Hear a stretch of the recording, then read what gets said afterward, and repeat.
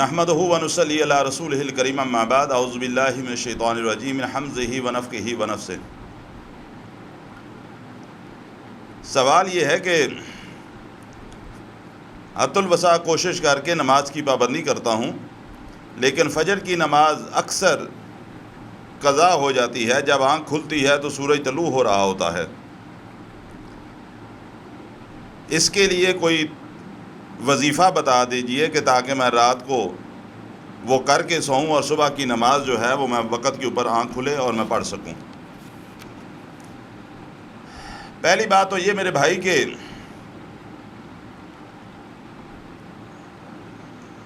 اس چیز کے لیے وظیفے کی ضرورت نہیں ہوتی عام زندگی کے اندر۔ اس کا طریقہ یہی ہوتا ہے کہ سب سے پہلی بات کہ اللہ کے نبی صلی اللہ علیہ وسلم کا بتایا ہوا جو مسنون وظیفہ ہے، مسنون ذکر ہے، وہ رات کو آپ کر کے سوئیں۔ اور وہ مسنون ذکر کیا ہے کہ آپ صلی اللہ علیہ وسلم کا معمول ہوا کرتا تھا کہ آپ علیہ الصلاۃ والسلام جب رات کو سونے سے پہلے اپنے بستر پر آرام فرماتے تو آپ صلی اللہ علیہ وسلم سورہ بقرہ کی پہلی 5 آیات، آیت الکرسی اور آیت الکرسی جہاں قرآن مجید میں لکھی ہے اس سے اگلی دونوں آیات لا اکراہ فی الدین والی، سورہ بقرہ کی آخری آیات اور سورہ کافرون، یہ ساری کی ساری سورہ آیات مبارکہ اور سورہ یہ ایک ایک دفعہ پڑھتے،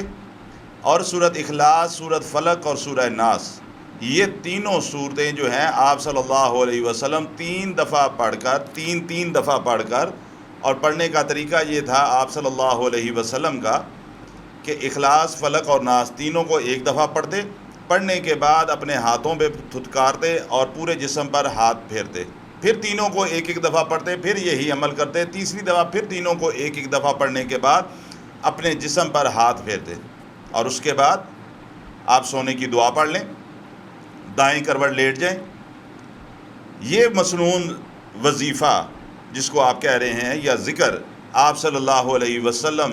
جو رات کو کر کے آرام فرمایا کرتے تھے، اس کا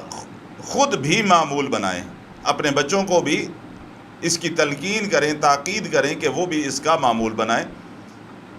دوسری بات جو سب سے بڑی بنیادی رکاوٹ ہے ہماری فجر کی نماز کی قضا میں، کہ اللہ کے نبی صلی اللہ علیہ وسلم کے فرمان سے جو بات ملتی ہے کہ کسی بھی شرعی عذر کے علاوہ کوئی دین کا معاملہ ہے، کوئی ضروری معاملہ ہے،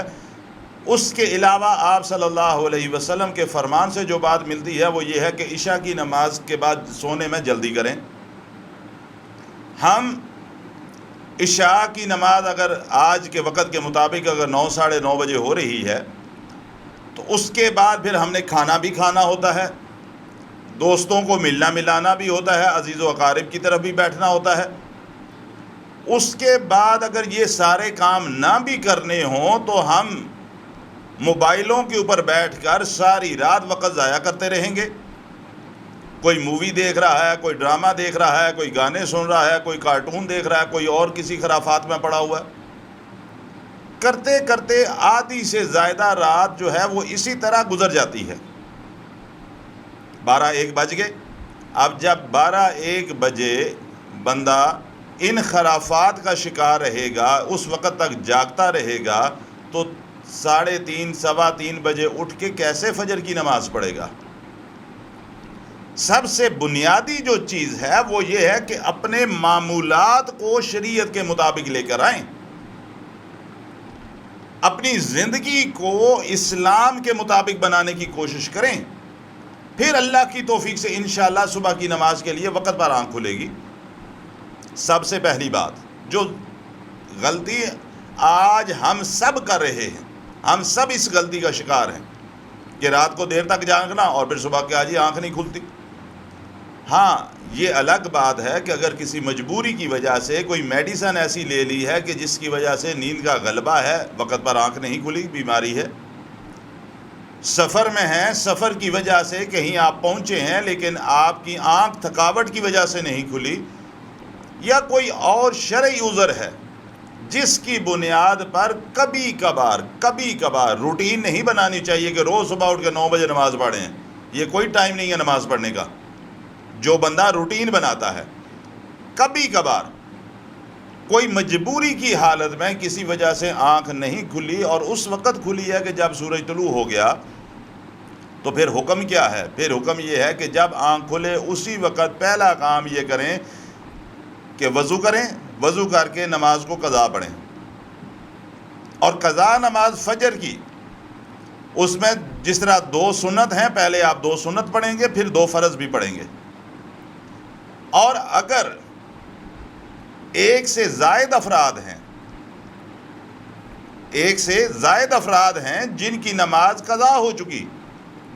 5 وقت کے نمازی ہیں، شرعی عذر کی بنا پر قضا ہوئی، تو سورج نکلنے کے بعد بھی اگر وہ جماعت کروا لیتے ہیں 2 سنتیں پڑھنے کے بعد، 2 فرضوں کی جماعت کروا لیتے ہیں، تو یہ طریقہ بھی اللہ کے نبی صلی اللہ علیہ وسلم سے ثابت ہے، وہ ایسا کر سکتے ہیں.